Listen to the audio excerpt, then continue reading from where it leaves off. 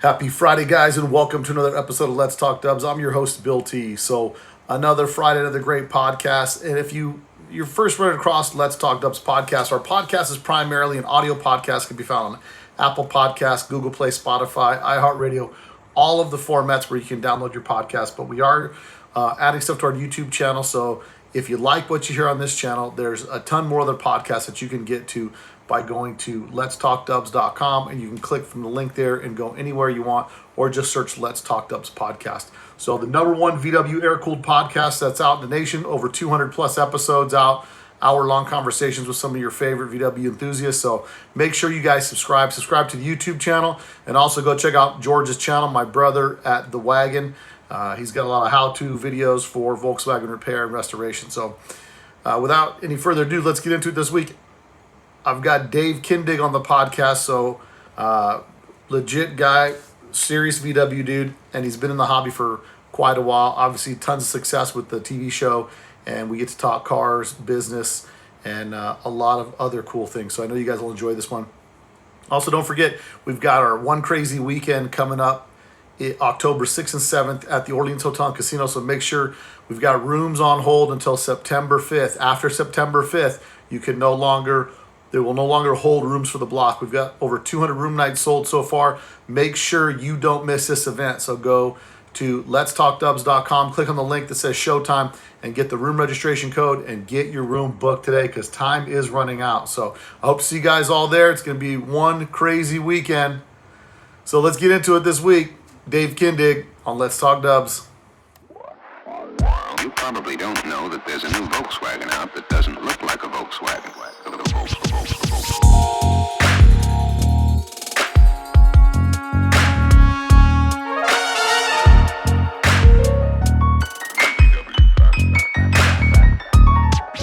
It's got everything that people who like the bug like.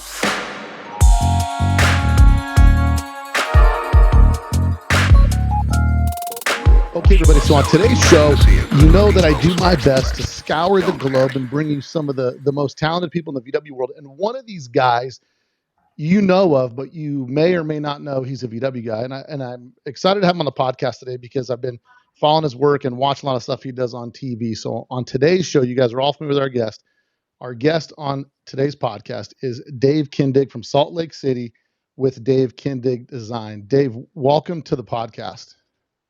Thanks for having me. Hey, so I'm excited to chat with you because we're going to talk about some of the VW builds that you've done. We're going to talk about a lot of things with as much time as you're going to permit with us. And Sure. The way that we always start the podcast is because I know you're a VW guy, and some guys may not know. And we talked a little bit about it on Eric Allred's podcast about how you're a genuine VW guy. You've been in the game for 30 years, and the way we always start the podcast is, what's your VW story and how did you get into Volkswagens? Oh God, I got so many stories. It's a little crazy to even think about.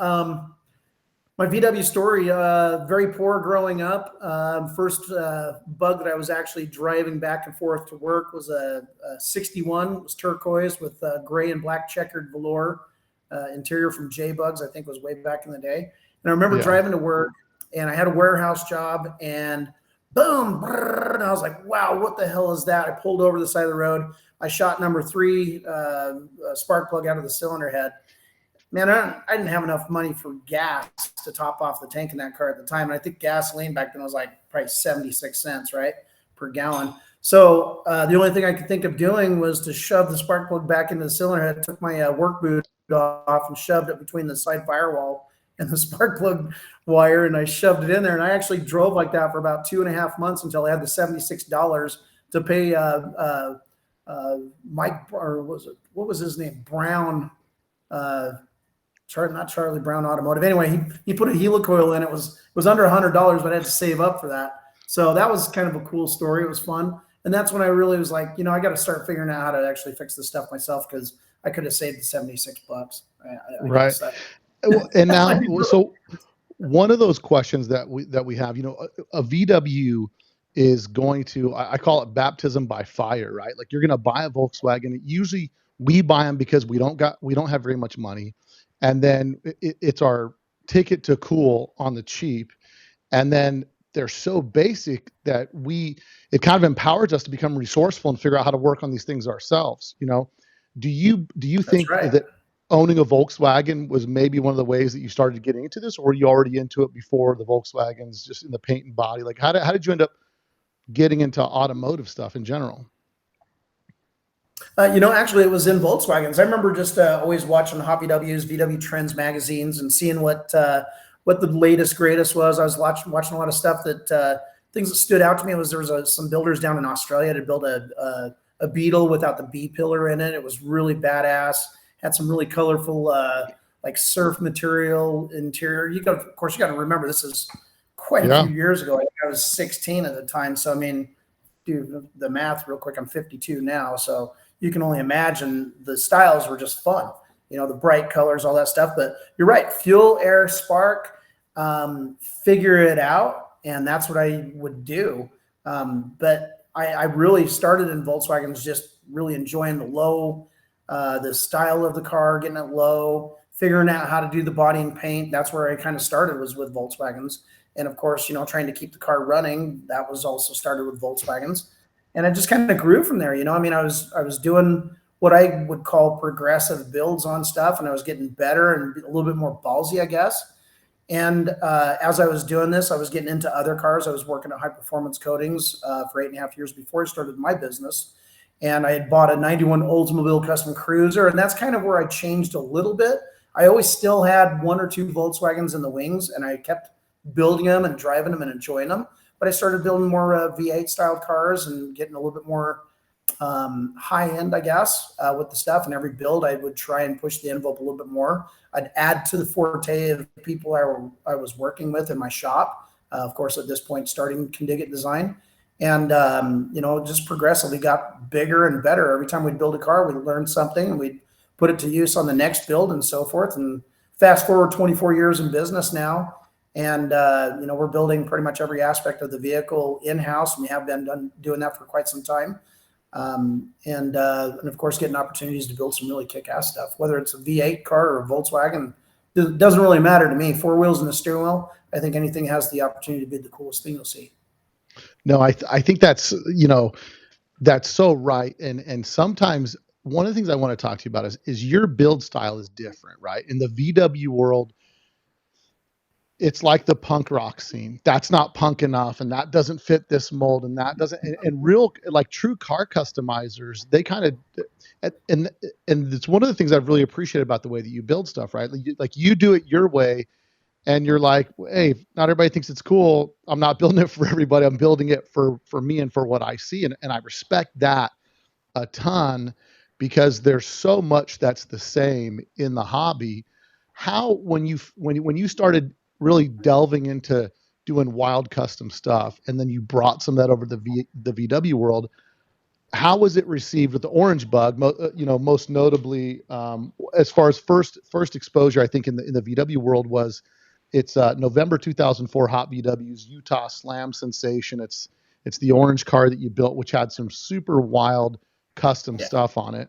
How did that car get received? How have you dealt with the VW world, kind of, because they're kind of fickle about stuff, right? And how was your experience with that, finishing that car? So you may be thinking that the Volkswagens led me to build the style of V8 stuff. Actually, it's always been an intermingle, to be honest with you. I don't think that my build style, whether it's a Volkswagen or whether it's a V8 hot rod or a truck or anything like that, has always been the same thing.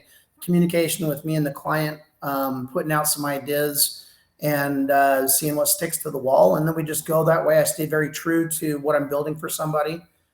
Again, no matter what kind of car it is. And I think that it's always been that way, even with the Volkswagens. The funny thing is when you bring back the flash from the past from 2004, is that was the style of the cars, that you're trying to push the envelope and build something bigger and badder and lower and more custom than the last car that you built or the last one you've seen. And I think I've been very true to the fact that I really don't watch other people's trends. I enjoy everybody's car as a piece of art and their take on it. Some cars I like better than others, but still I appreciate other people's art. I've always explained it this way, Bill. If you walked into an art museum and everything was a Monet, after 5 or 6 paintings, you'd just be looking at the same piece of art, different size of canvas. And so I think that the spice of life is always that taking appreciation with a grain of salt, I guess, is the best way to describe it. Some you like better, some you might like less. But taking everybody else's art as an expression of what their personality is or their client's personality. And so I get a kick out of all of them. I never really try to push beyond what everybody else is doing just to be so different that nobody will ever catch up. I really don't look at what the trends are. I just do what I feel is right. No, I think that's a testament to a lot of the stuff that you build, because I think, there's a lot of sects in the automotive market that you're not making friends. Well, and I don't mean that in a bad way, but you know what I mean? Like, you build a Corvette guys are like, okay.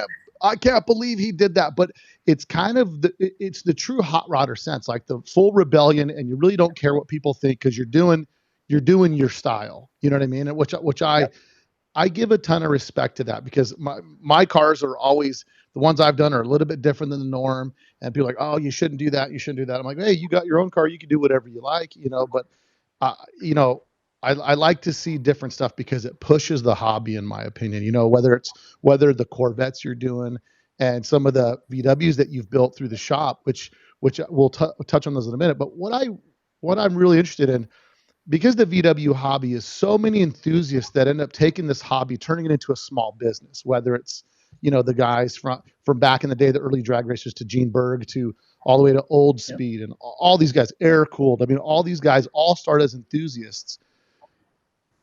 What was the recipe on how you built Kendig Designs, and what were your benchmarks that you remember that really catapulted you? Like what were some of the shockers in the beginning, and then what were some of the big milestones where you're like, man, we're starting to get some traction and make it? Like, what was that experience like?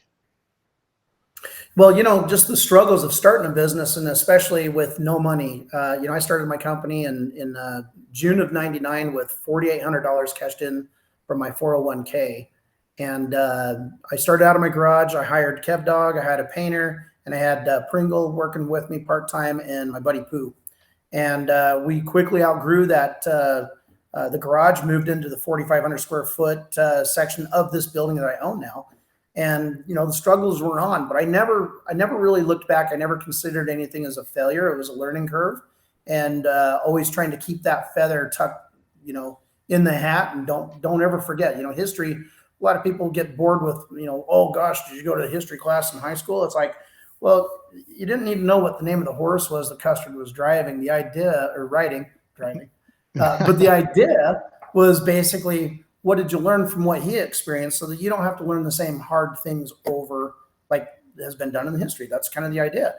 And so by trying to keep in mind all of the failures and all of the successes that we've had, kind of already starts to set you in a direction. And now the incline is determined by how many of those lessons you remember learning. I always put the money, I listened to other people that were in businesses. You don't finance your toys. You don't rob Peter to pay Paul. You make sure that if you need a piece of equipment that's going to make you go faster and more efficient and get a better product, then go through the trouble, whether you have the money or not, and figure out how to get that piece of equipment so you can move forward. I remember building our first English wheel. It was a Covell kit, and I still have that here today, and it still works beautifully. So just by keeping in mind that you're trying to build, when you're building a business, you're building a machine. And the idea is to make the machine more efficient and run smoother, faster, and be able to produce, obviously, the art. I always have figured if I'm producing the art, I'm going to get paid for it. So my focus has never been about the money. Of course, it does cost money to hire good quality guys and buy nice equipment and travel and show off those parts and those pieces that you do. And so, obviously money is a very important part of the business, but it's not the main focus. There's probably a lot easier ways to make money, to be honest with you. There's no question about that. I mean, anybody that there's no one getting rich building Volkswagens. You know what I mean? so no, I think you're wrong there, but well, I luck out every once in a while. Every once in a while, I lucked out. Well, and it's all relative, right? So Sure. you're in your business, you're having your typical ebbs and flows of a business. The TV show, how does the TV show come together? And that's kind of a huge risk, right? Because when you're going to do a TV show, everyone's like, like my brother and I went on a reality TV show one time, and then we went on there. My brother's like, I don't want to do it. I said, look, let's just not be episode one guys, right? Let's not, as a reality show, I'm like, let's not just go out on episode one. And then when you're in the car business, it's like, we're going to be this TV show. Like, no, it doesn't want to be like like everybody envisions like OCC and dad yelling at the son. It's got to be the drama and all the stuff, which your show does not have. Your show is really about the build, which is really cool. There's always the challenges that they're typically in the business. And that's kind of a risk, right? When you run a shop, you're trying to build some credibility. You've had a couple cars out at this time before the show takes off. I think the first car I remember seeing, if I'm not mistaken, was a fastback 68 or 69, no, 68 or 67 fastback, 22-inch wheels in the back. Just a freaking gangster like a Mustang I had never seen before. It looked like one of those muscle machine cars that you see. Like a Jada toy. Yep. Yeah. And so when you're getting ready to start a TV show or the opportunity comes up, how does that come together? What's the genesis of the TV show? And then what is the difference once that kind of kicks in and gets some momentum? Sure. Excuse me. Well, growing up, I was always kind of a ham, to be honest with you. So it never bothered me being in front of a bunch of people and acting goofy or doing something that I love to do, or, just being in the public eye. So that never bothered me. And a lot of people actually didn't realize that I had 13 other episodes of My Classic Car, Car Crazy, Hot Rod Television, SEMA coverage, and Low Car TV. So I was a guest on a lot of other TV shows. That Mustang, I think, was in like 4 different episodes of Hot Rod Television. Dennis Zarul was the producer, and he just absolutely loved that and loved the charisma of the guys in the shop and myself, and the way that we kind of bounced off of each other and did our work and our craft. We had a lot of other show cars actually before we were on television.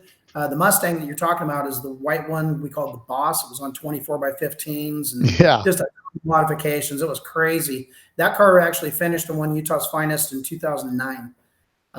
We had shot for, we started business in 99. The biggest things that we always wanted to win was the ISCA awards. They had one in particular, it was here in Salt Lake, called Utah's Finest.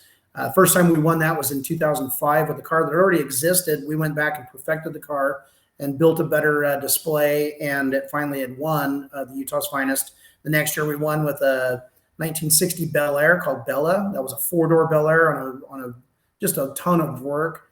And we just continued to win. We had an involvement, if not the actual full build, for Utah's Finest for many years after that. Kind of bummed a lot of people out actually in Utah because they couldn't beat what we were doing, which, again, I'm not doing it against anybody. I'm doing it for somebody. I'm doing it for my client. I'm going to give them the best product I possibly can with their money. The experience as we got the TV show for Bitchin Rides actually was just kind of dumb luck. We had already had a lot of experience on being guests on different TV shows, and we sent out a media blast that we were going to get a GM Futureliner to restore here. Number 3 out of the 12 that they had built of the Parade of Progress buses, which was just a completely huge project. And really, from the guys that have had the experience of seeing us on Speed Channel and TLC in the other TV series as guests, that was Bob Scanlon and David Lee, which had started the Velocity Channel for Discovery. We put the media blitz across, so we're going to get this GM Futureliner, and they said, okay, we know who this kid is. What the hell business does he have doing a restoration on a multi-million-dollar GM Futureliner? And that's when they reached out to us and they said, hey, would you be interested in having a company called Fisher Productions come down from Park City, take a look at what you're doing, and just do a 6-7 minute long, what they call a sizzle reel. And we just want to see if it's something that we would maybe talk about doing a full series on it. And I'm like, sure. So they came down. They loved all the mezzanines. They loved the camera angles. They loved the group that I had here working and the way that we got along, the equipment. It was kind of history at that point. They said, we love it. We'd like to talk to you about doing a TV series. And, we really did measure whether to do it or not, make sure that it doesn't harm my business. Because, again, I quit a job after 8.5 years to start my business. And I didn't want to go back to work for somebody else because I ruined it just because I wanted to be on TV. Yeah. And it really worked out well. They've been very respectful to not make us throw wrenches and have a bunch of made up bullshit. We come to work every day to build somebody's dream car. We get along doing it. We leave, we go and do our own thing. We hang out sometimes, on weekends or after work. We're a very tight group, and it's just been a lot of fun. As soon as it's not fun, we won't do it anymore. I think it's interesting you bring that up, right? Because car guys, which I'm a car guy, and when we watch these reality shows, I was just watching a new show that had some guys from an old show that was just on. It was on Netflix, and I'm watching it, and I know the guys on there got some talent and stuff, but I'm watching this show, and it's so hard to watch because it's like the drama that there's just all this nonsense that's laid on so thick, and I'm like, it wouldn't be a bad show if it didn't have that, but we also have to remember as car guys, they don't make the show for the car guys, they make the shows for the general audience. For the ratings. Some people kind of get wrapped up in that, and it maybe goes to their head or whatever the case is when they end up getting on TV, and it kind of goes a whole different level. But once the show was planted and things started to go, and you got a little traction. And on a side note, this freaking Future Liner, I mean, that's a big steak to eat. I mean, that's not on top of it being a prototype, right? Everything is one of 12 that was on it and never in production. That's got to be hugely intimidating to take on a project like that. How are you able to get? Because some of the guys in the shop, I'm sure, are going to be like, "No, man, that's not what we do. I don't even know where to start." You know what I mean? How do you get the morale of the team behind that thing, and just like, because it's got to, you really got to sell it to everybody in the shop, right? So, how do you get the stones to push that thing through with your group? So it was a lot of drugs and many hours drinking afterward. No, I'm kidding you. I found one of my old employees. I brought him back and gave him the opportunity to run that program, and I think he did a very good job on that. We hired basically a whole nother crew to actually help out on that as well, because the amount of work that was going to go into that was going to be an immense amount. For instance, if you remember the Copper Caddy, just imagine about 65 to maybe 7,000 hours to build that. There was over 37,000 hours on this Future Liner. So there was anywhere from 5 to 12 guys working on this thing, anywhere from 40 hours to however many hours they wanted overtime. We did that for 19 months to complete this project. And I was really actually quite happy to see it get finished, because it was quite a feather in the hat. And more importantly, I was really excited to get the damn thing out of here, because it took up over 5 spots. So we needed the room. Oh, yeah. I mean, I can only imagine. But and that car you built for a private owner, or was that for General Motors? As a matter of fact, I actually built it for a gentleman by the name of Rick White, that was the president and owner of Fusion.io, which is a big software company here locally. And actually, the first vehicle I built for him was a black and silver. What was that?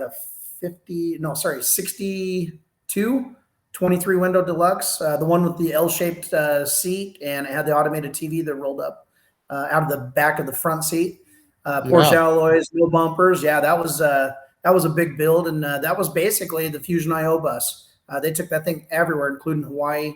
Had it on display with their company. It was basically their mascot. Fast forward, Rick sold Fusion.io to SanDisk, and he says, "Man, that Future Liner was a lot of fun to build. Let's get rid of it." I said, "Okay." So I helped him find a new home for it, which it's now in Iowa at Dennis Alba's collection. It's really a nice backdrop. So now, once and that thing, I mean, that's like you said, it's a huge feather in your cap to build that thing. And now you start getting going, right? And you've got obviously with the TV show, you already have, because I want to make sure people understand that maybe people that just see the TV show don't understand that you already had an established name in the custom car world. You'd already been established. I mean, like I said, when I saw the Mustang, I'm like, bro, whoever built this Mustang is insane, because just the stance that it looked and that it functioned like that, and it was crazy fast. I mean, that thing was, I'm a huge fan of that car. But you can tell by the way something's built if it's got the look, if it's got, like if the guy who's building it knows what cool looks like. Like some people just think they could throw wheels on something or some graphics or whatever. And there's always has to be like a theme in the car.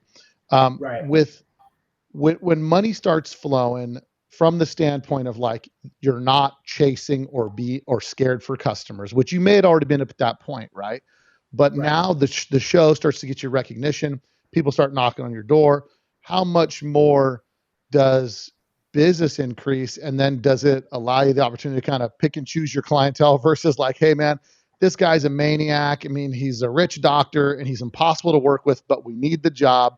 Versus now you're kind of the point like, yeah, you know what? I kind of didn't like your attitude when you came in here, so we don't need your job. I mean, later, yeah, right? There's got to be a sense of happiness in there that you can kind of pick and choose what you do.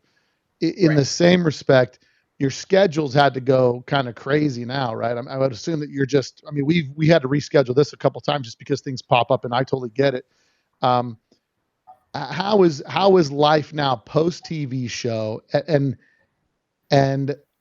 what do you see as the big difference now versus before the show was around? Well, I mean, I think that it's convoluted, to be honest with you, because as you know, since COVID and everything else at the beginning of 2020, a lot of things have changed. Not just the age group that are working right now, but I mean, technology is changing so fast. The customer base is changing very fast. As far as me finding happiness in what I get to do every day, I got to build a car for somebody that really likes cars.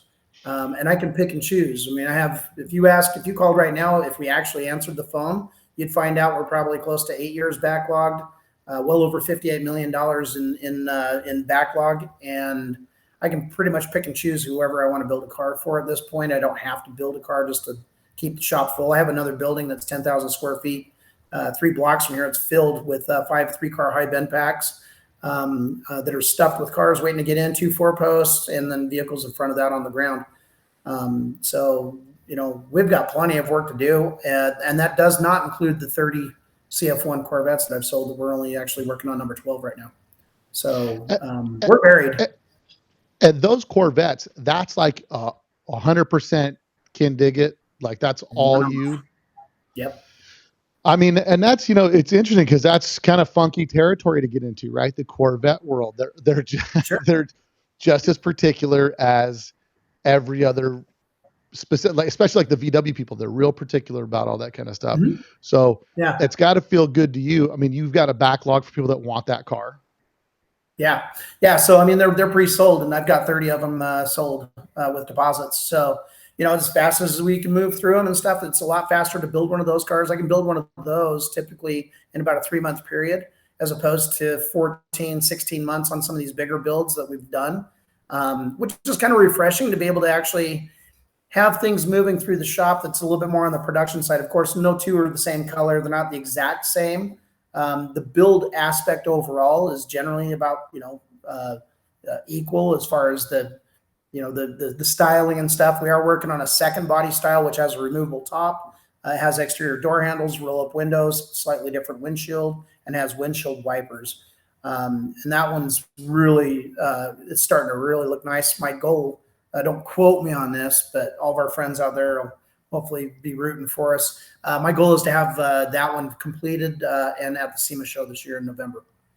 Oh, that's exciting, man. I mean, I live here in Vegas, and now because I do the podcast, I'm able to get press pass and stuff like that. But back in the day, us car guys, one buddy would get a badge from a friend. We'd go to a copy machine. We'd make 50 copies. There's a bunch of John Smiths running around in there with fake SEMA badges.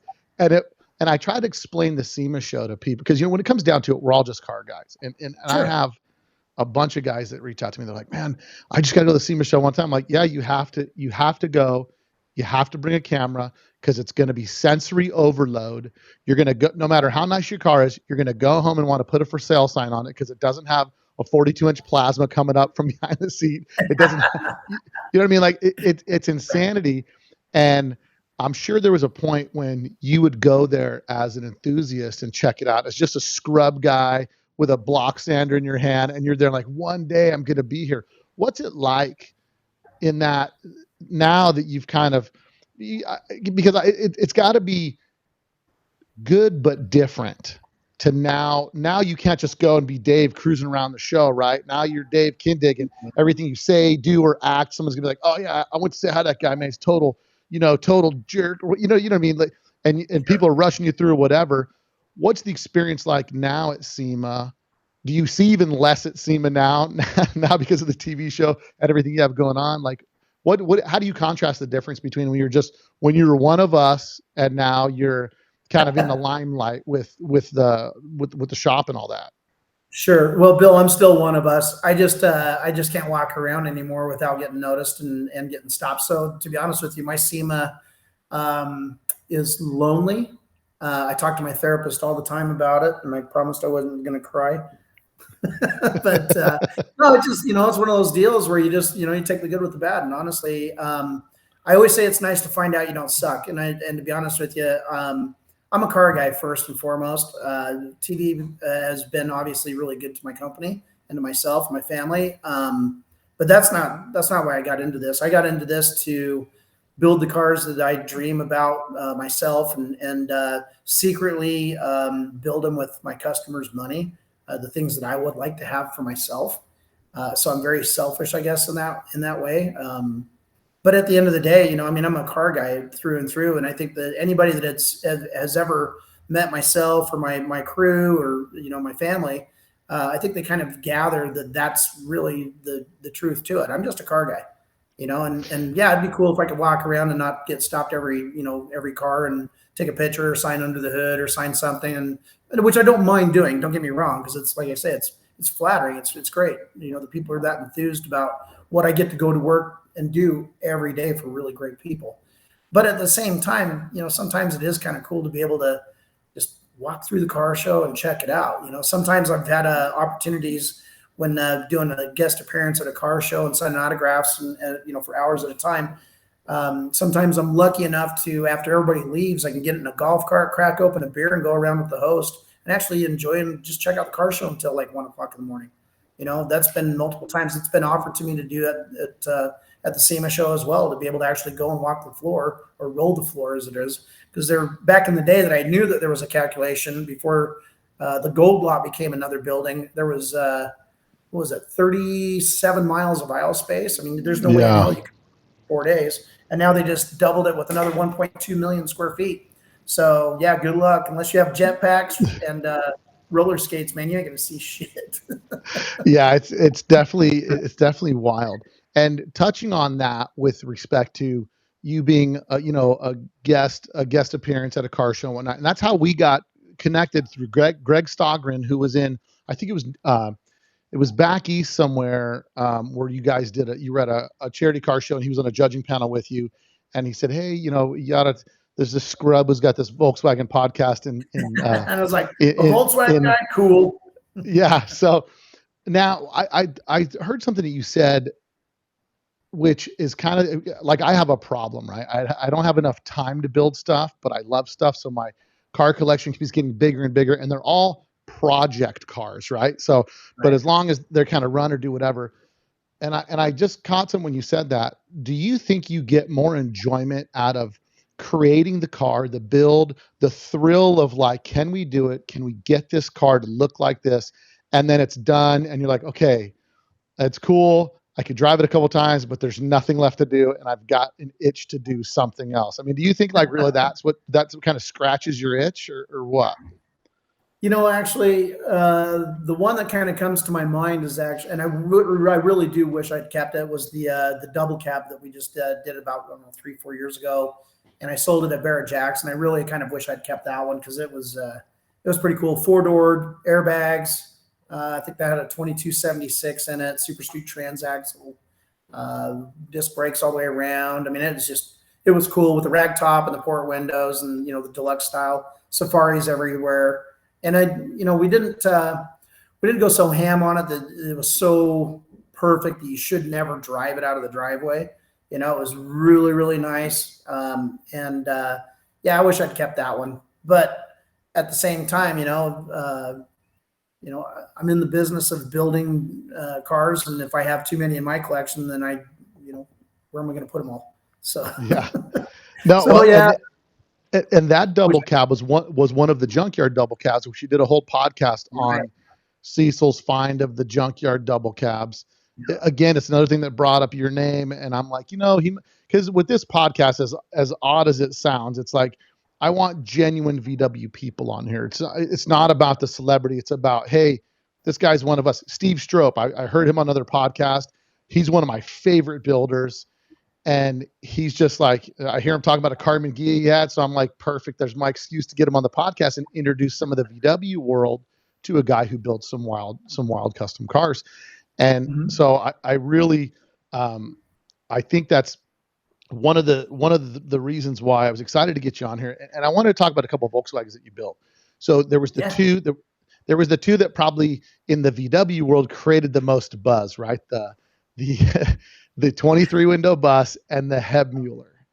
And, there was a lot of back and forth on it. And, with the Hebmuller specifically, right, there was a ton of work to go into that car. And everybody, everyone's like, oh, it's sacrilegious. Like, no, there's 100 more. Don't worry about it. Like, my impression on the car, and because I ended up buying, I've been on this weird thing lately where I bought a couple show cars from the 80s and one of them that I picked up is a pink notchback out of Bakersfield that has a full auto trans in it.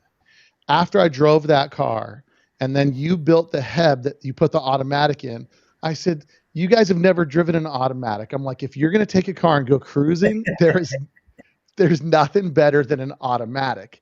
With building those cars and being a VW guy, what was there part of you like, I got to keep it true? Because when Foose built the bus, right, there was all kinds of like VW, like, oh no, man, I can't believe he did that. And I loved it. And one of the reasons why I loved it is because it said Foose, like not literally, but like it's his style. And I respect people's style. You know what I mean?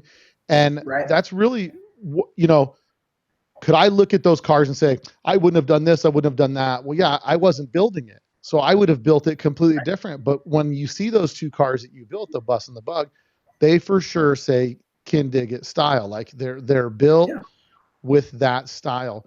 Was there anything you're worried about during building those cars? Or anything, or is your attitude just like, look, I'm building them how I want to build them? And what's your thought process on that, especially with like a Hebmuller? Well, so, obviously Green Money was the double cat or the 23 window barn door deluxe. And of course the Hebmuller, one of 669. I mean, there wasn't a lot of them out there.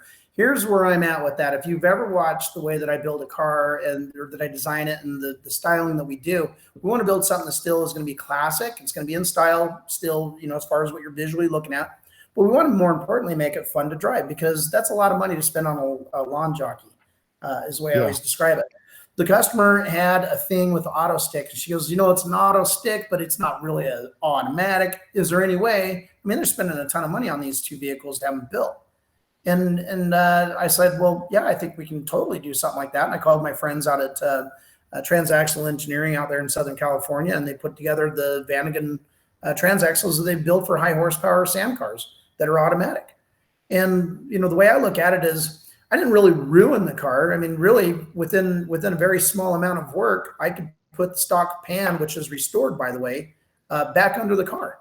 So the car's not ruined. There's a small section under the back seat area that has a little bit more room for the nose cone on the automatic.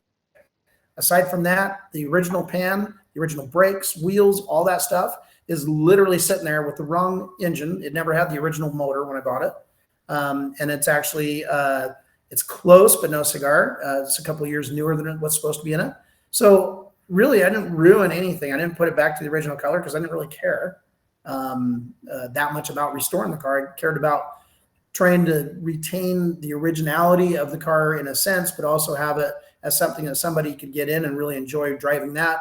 And same with the bus. I mean, the build ticket was kind of the same thing on the bus.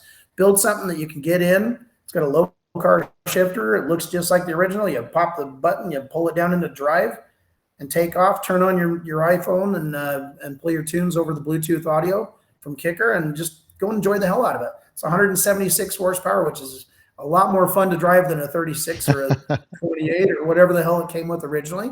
And, life is short. man. So I understand preserving stuff. Green money had already been cut, and the originality of that vehicle had already been lost. Putting it in a junkyard or in a backyard somewhere and letting it rot, filled with beer cans or filled with leaves and just rotting away in some lonely little town off of the beaten path, that would be a shame, wouldn't it? Yeah, no, I agree 100%.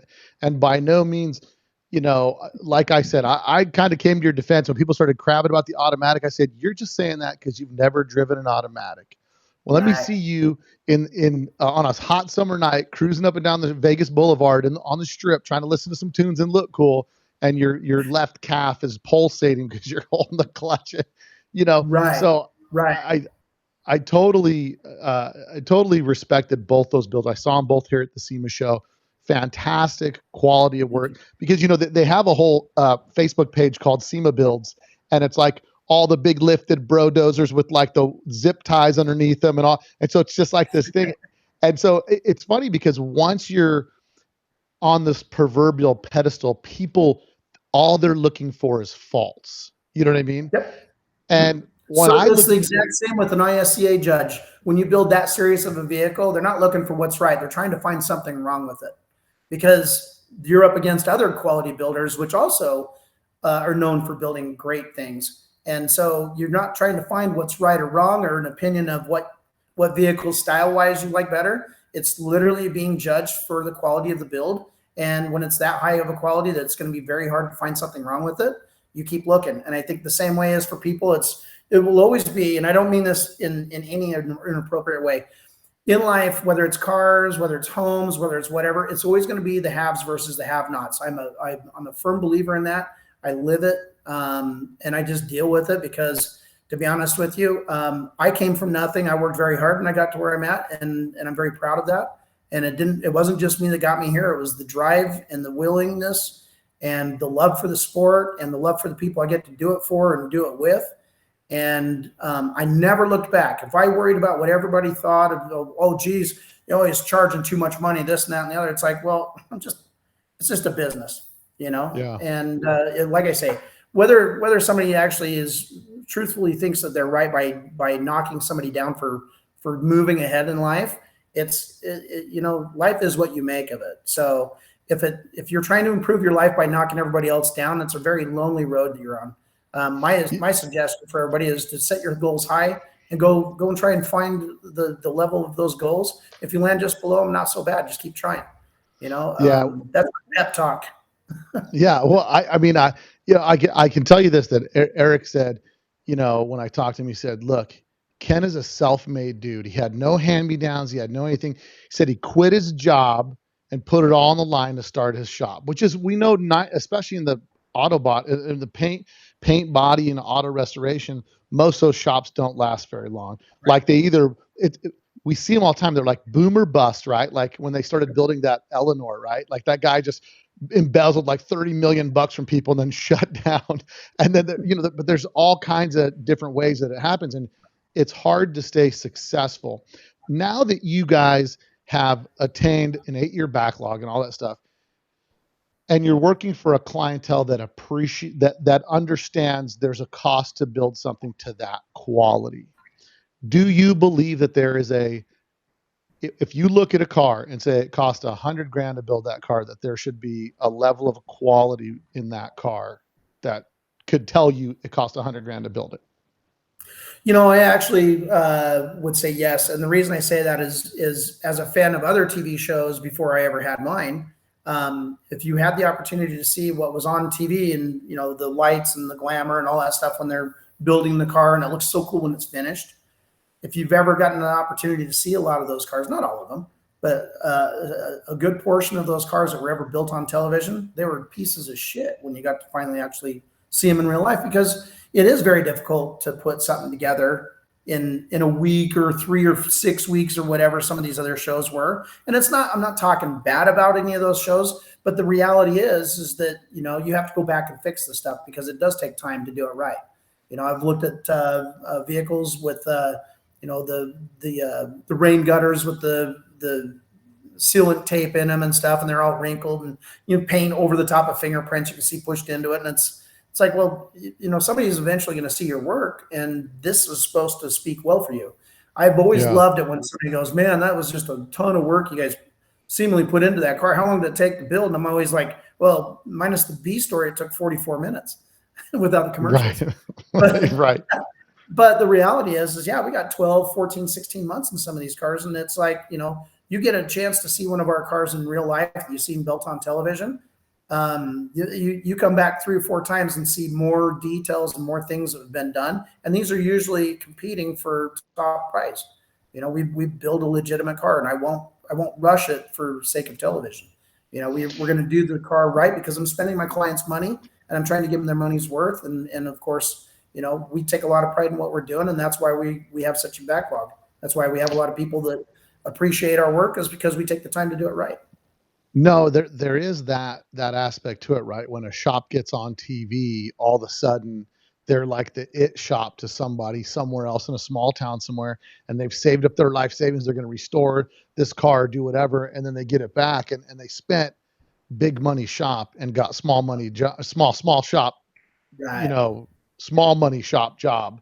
And it's kind of a bummer because it's one of those things where, you feel bad because someone's just a car guy and they're like finally realizing their dream in the world where you're at now. Do you have time to build a car for yourself, or you guys are so backed like you'd have to farm it out to somebody? Finally, I'm building one for myself and one for my wife, actually. If you remember a couple of seasons back, Charity and I and the gang were out at Columbus, Ohio, Good Guys, and we happened across the back parking lot. There was a 67 black 2-door Chevelle sitting on the trailer. The guy needed to put a starter in. He was going to put it in before he left. The starter got there the day he was leaving from Pennsylvania, and gets to the car show, and of course the car won't start, so he just leaves it on the trailer. Well, there's like 13, 14 people sitting in this back parking lot having a barbecue, drinking beer right next to the flatbed of the trailer with one of the cars on it. And Kevin and I were riding those stupid electric scooters downtown on a bed. And we made the wrong turn. So we went past all these guys, and they're trying to wave us down and stop us because they were fans of the show. And we found out we couldn't get any further out of this parking lot, so we had to go back by them. And I said, that's okay. I said, let's stop. We'll have a beer with these guys, say hi, and I want to look at that Chevelle. And Kevin, of course, knows the story behind my wife's Chevelle. At that time, it was 28 years. It was actually on our anniversary, our wedding anniversary for 28 years. And we had met 2 years almost to the day, one day off earlier. And about a year into living together and whatever, her parents took the car away, and then I ended up selling it as soon as we got it back because I couldn't afford to put gas in the car. We were sweating $235 a month for an apartment payment.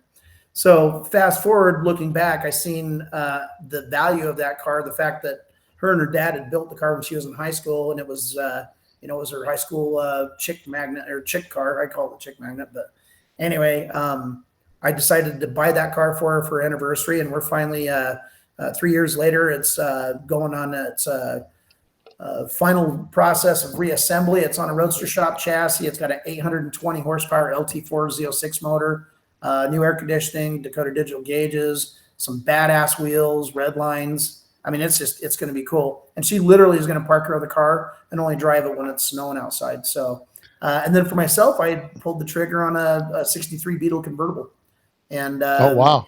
just doing it up. So it's little Pete over at Air Cooled's got some kick-ass narrowed front beam action going for me, and I got the Super Street transaxle, Willwood brakes all the way around. Did the small Porsche lug pattern.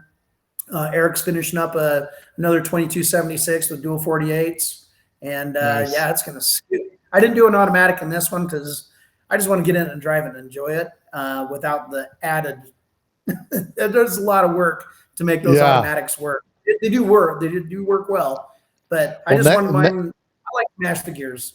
So Yeah. Well, next time you do an automatic, think Type 4, the big block VW motor. Listen, those are always good. But I also love Subi conversions too. I think Subi conversions are really, coming from the Volkswagen guy, I find that very surprising, Bill.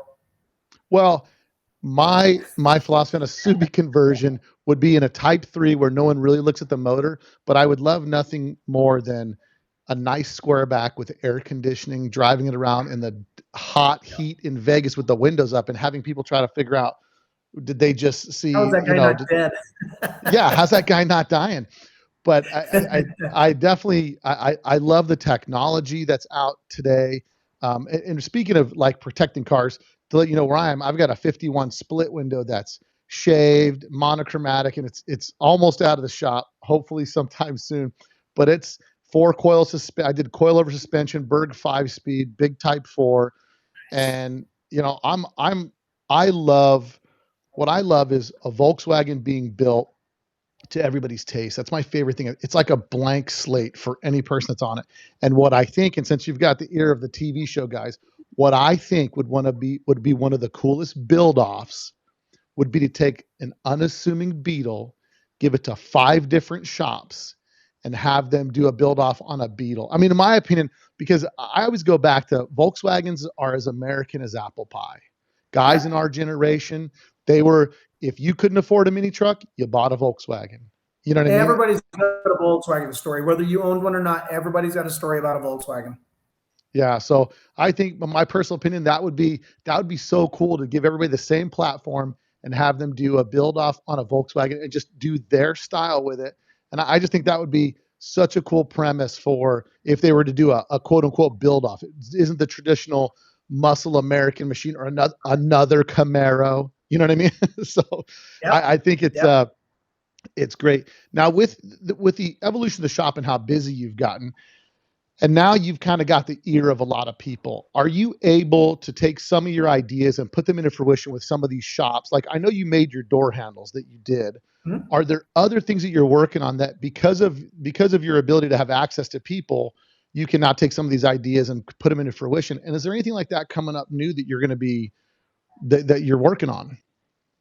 Sure. Actually, so we've been so busy right now. Just we've got some really big projects that we're working on that are going to come out next year, and some of which are secret. I have a lot of products in mind, and to be honest with you, I think there was an article.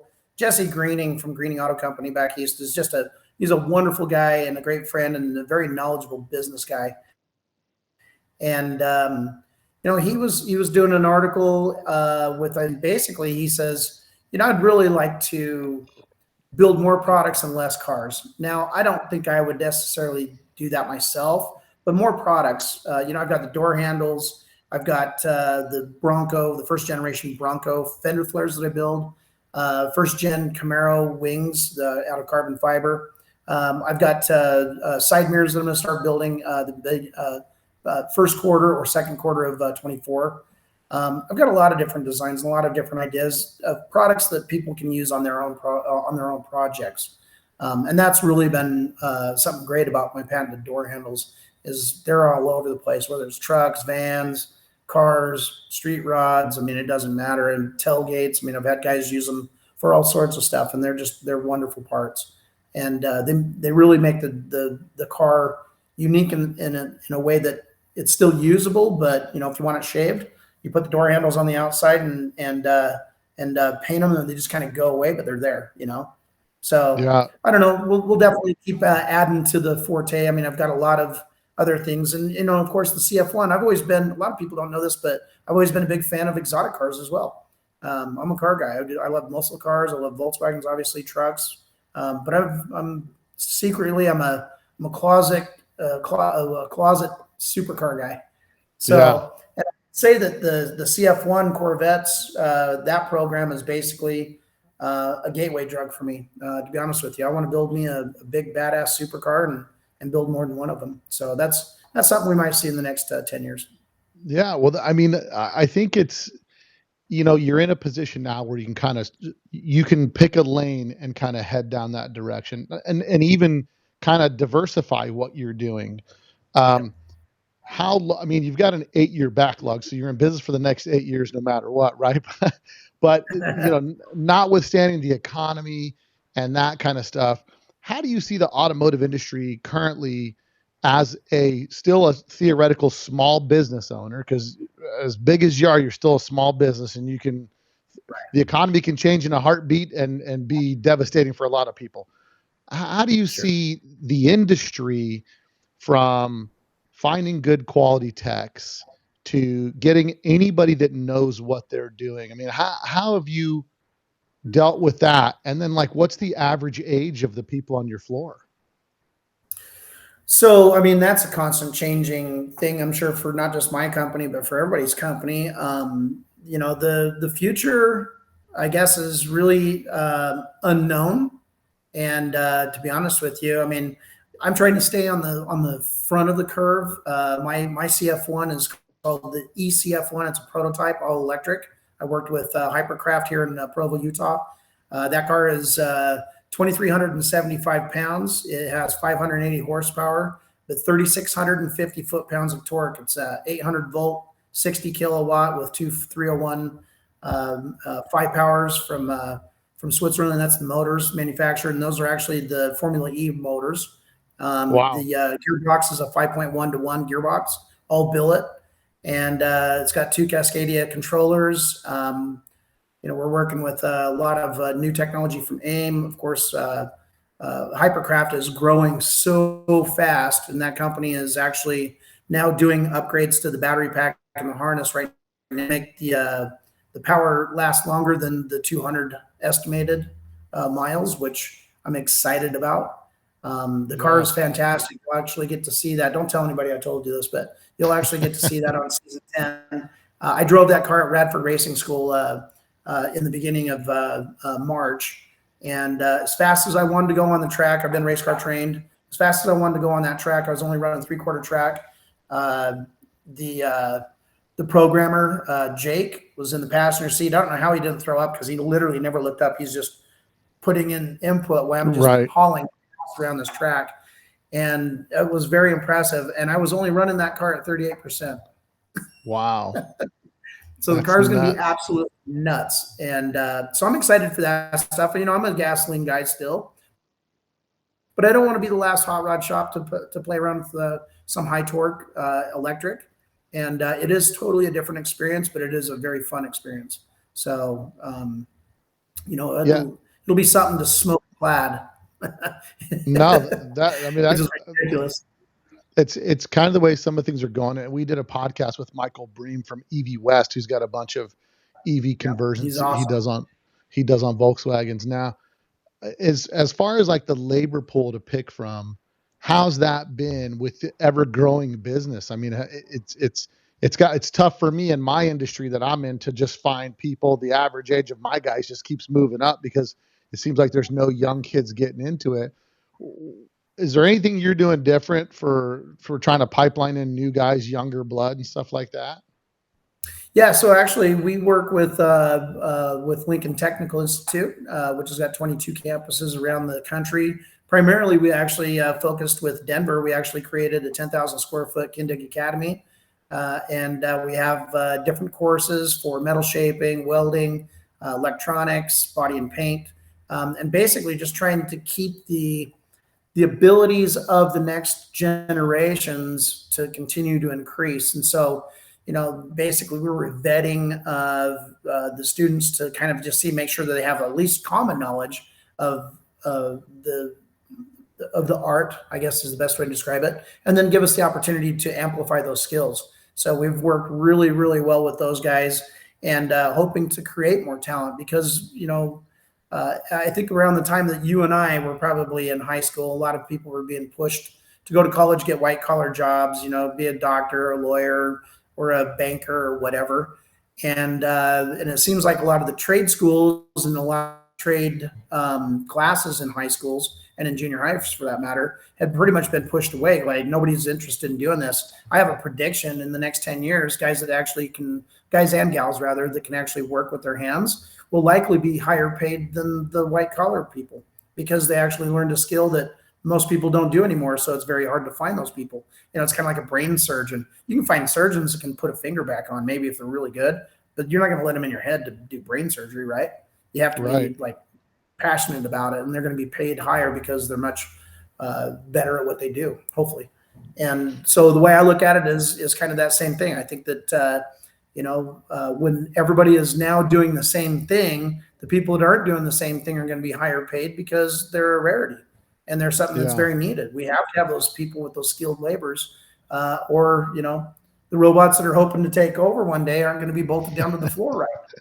They need to start working on that AI pretty quick to get them to figure out how to flatten out the long side of a Galaxy 500.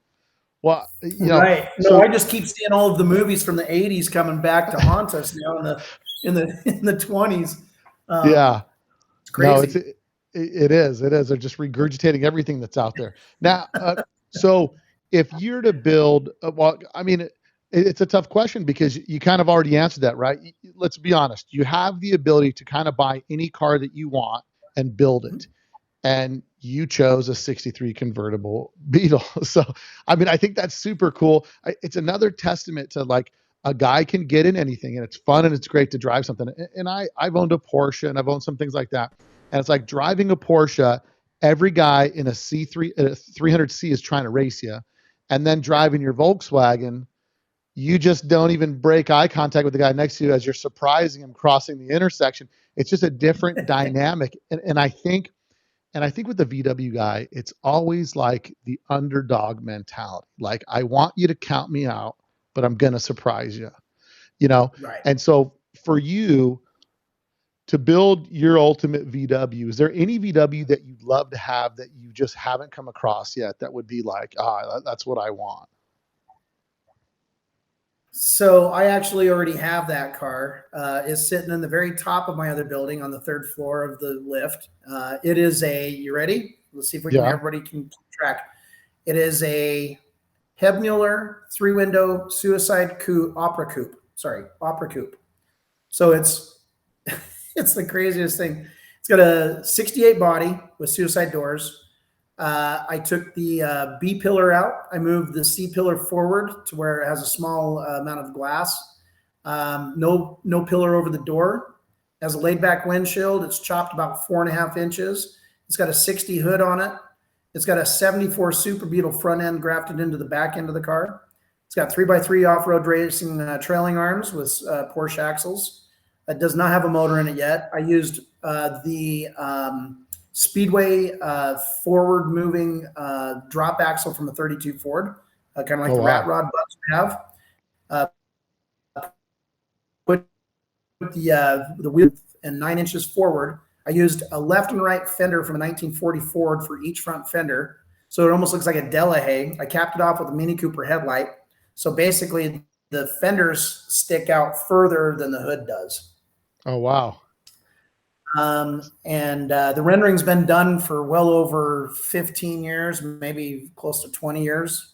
I've been working. The last time I touched the car was got to be 14 years ago, maybe 15 years ago. So that car is still sitting there. A picture of the rendering. I'd like to get a picture of that rendering. That sounds rad. I'll send it over to you. Yeah, I got a copy of the rendering. I didn't want to share it with anybody because I don't want anybody knocking it off and doing it before I do it, but I'm not sure I'll ever get to it.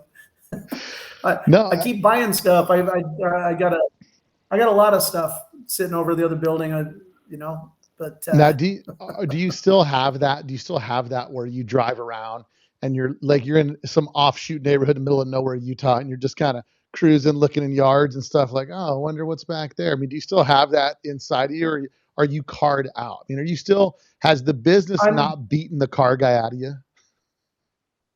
No, the car guy's still there, but the business sense and the smart guy is now there and going, yeah, you'll never have time to mess with it. It'd be easier just to find one that's already done. Yeah. And it's funny.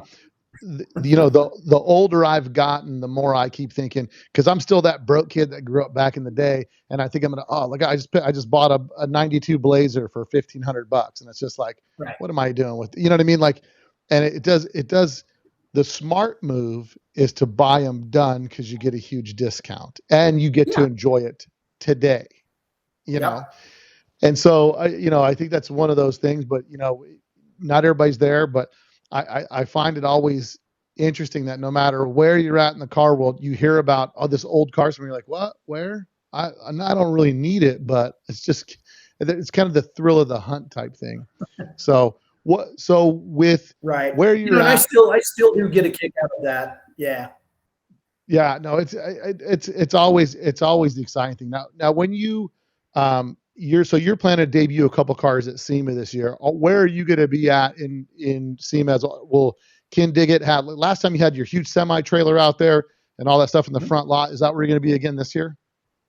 Yeah, so we'll have our 18-wheeler out in the front with 2 cars, maybe 3 out in the front. We'll have a vehicle in Borla's booth inside, as well as in Axel Nobel's booth, and also Dynamat's booth. Am I missing anything? I think that's it. As if that's not enough. There's probably I'll have about 7 cars there. I think is what, and I try not to take the same car multiple times. I try and never take the same car actually to SEMA. I did take my dad's Corvette, I think, there twice. One was in Lingenfelter's booth, but it debuted in Borla's booth, which was just wonderful. Of course, all of those booths are awesome. They're great sponsors and great partners in the business. So, yeah. Now I know you got to go and you're probably rushed for time, and I really appreciate you letting me soak up an hour of your time as a non-paying customer, because my brother's got a shop. We're ready for him. Oh, sorry. and I know how valuable that is, but this is valuable to so many people that listen to the podcast.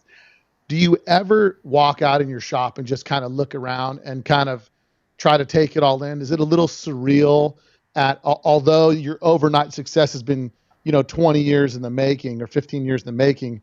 Do you ever go out there and just think to yourself, like, feel really accomplished that, through hard work, luck, and the stars aligning, and mostly hard work and add in some more hard work, that things have kind of come to the point where, you're able to enjoy it and not freak out about the tax bills due and this is due and, all these things? Do you ever just kind of stand back and have to pinch yourself? So I always dreamed big, and I always figured if you dream big and you land just below it, not so bad, as I mentioned earlier. And I remember being in the one suite, which was 4,500 square feet, down to the west side of my other this building. And I remember looking out the front of the building, and there was one suite to my left and 4 more to my right. And I'm like, man, 27,000 square feet. How would that be to have a hot rod? And I stopped myself right there. I was like, there's no way in hell that'd ever happen. I mean, how could I possibly get so big to need this whole building? That happened, and I bought the building in 2015.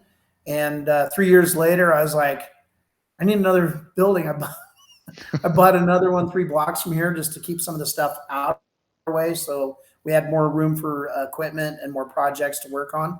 And so I think that the part that's surreal is that we still have a following to this day of people that are excited about what it is that we're doing, and then giving us the opportunities to build their cars and to build their dream.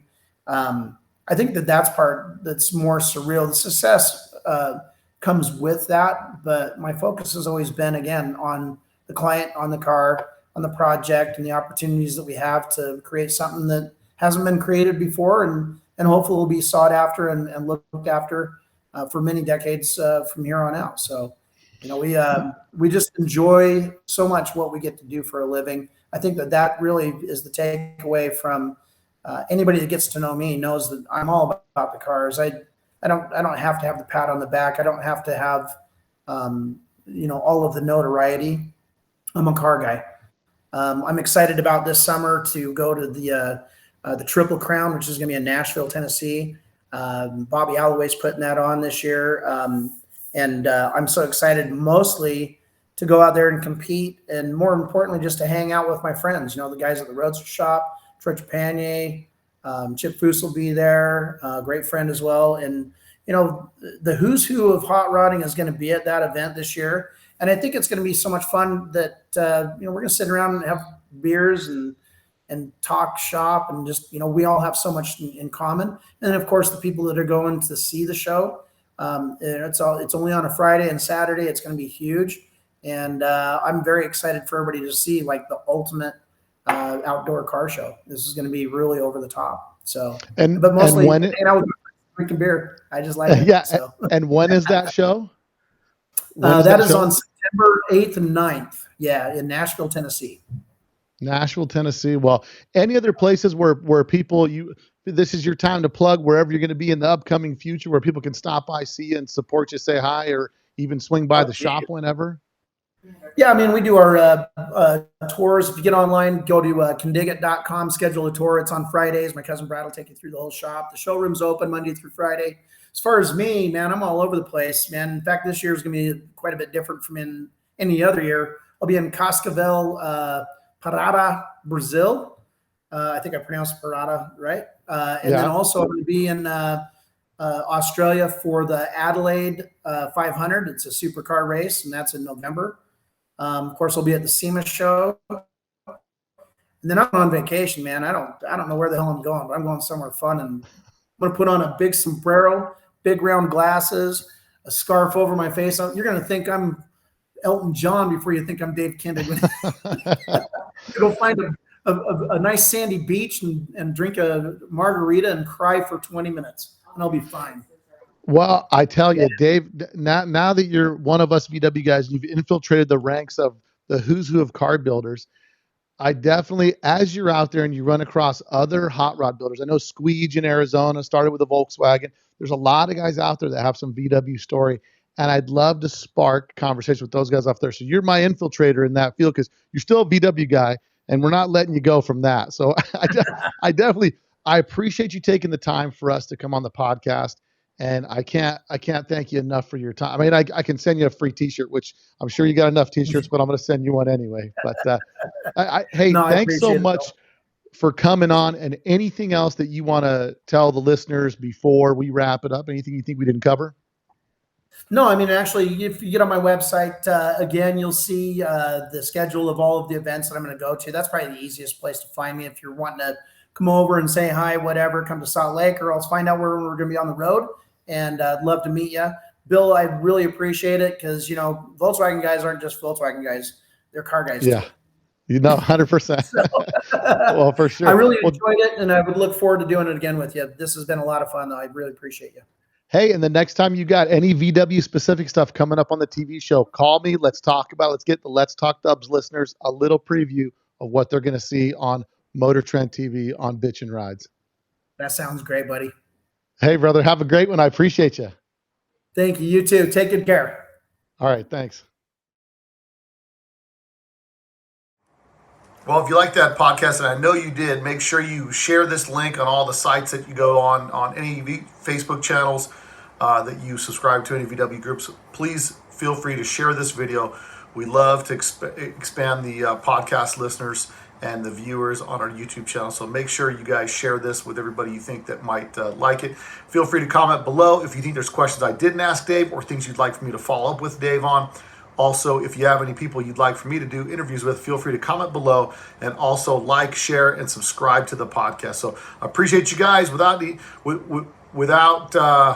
look forward to being able to bring you guys a lot more cool interviews. I got a lot of people slated to come on here and plenty more stuff. And this is just the video version. There's over 200 audio podcasts that you can go to letstalkdubs.com and subscribe to the podcast from whatever media you like to listen to it.